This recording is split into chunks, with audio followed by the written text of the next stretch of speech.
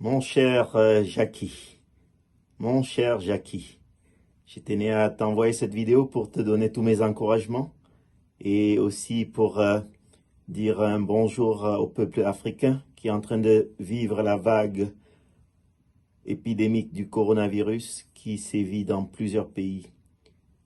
Ce virus est réel, il est là, il est présent. Il faut que nos populations s'apprêtent à faire tout pour contenir le virus et limiter sa propagation. Nous avons, il y a quelque temps, fait plusieurs vidéos pour indiquer que c'est quelque chose de très contagieux. Et cette contagiosité passe par des symptômes cliniques, mais la phase d'incubation parfois est assez piège. Donc cette phase, il faut se méfier d'elle de 2 à 14 jours. Et par la suite, les symptômes cliniques peuvent apparaître.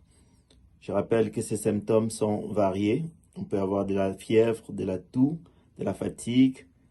On peut avoir de la gêne à la respiration, un rythme du cœur qui bat vite, une respiration rapide ou à l'inverse une respiration ralentie. Et on peut avoir certains signes un peu plus frustres, inhabituels, mais que de plus en plus, avec les connaissances sur l'épidémiologie de la maladie, on commence à prendre en compte. C'est par exemple la diarrhée, environ un patient sur deux a la présence du virus dans les selles, les vomissements. On peut avoir la présence d'une baisse de la sensation de pouvoir sentir les odeurs. Donc cette anosmie, A-N-O-S-M-I-E, ça traduit cette difficulté à pouvoir sentir l'odeur d'une rose, l'odeur d'un parfum ou d'un chocolat. On peut avoir la même chose pour le goût au niveau de l'odorat, donc une certaine difficulté à bien sentir le goût des aliments, le bon thieboudienne, le bon dolé, le bon coquille. On peut avoir du mal à apprécier tous ces aliments.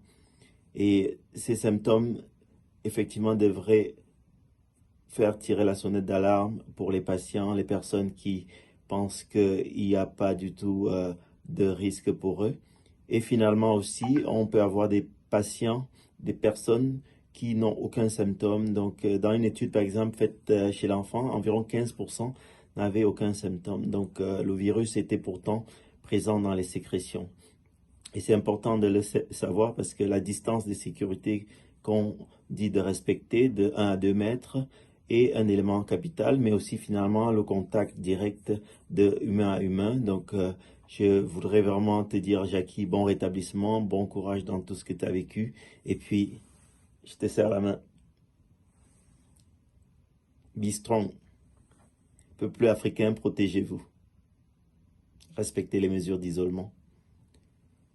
Et surtout, c'est vrai, c'est réel. C'est pas un fake news. Le coronavirus est là. À bientôt. El Professeur vous salue. Bye.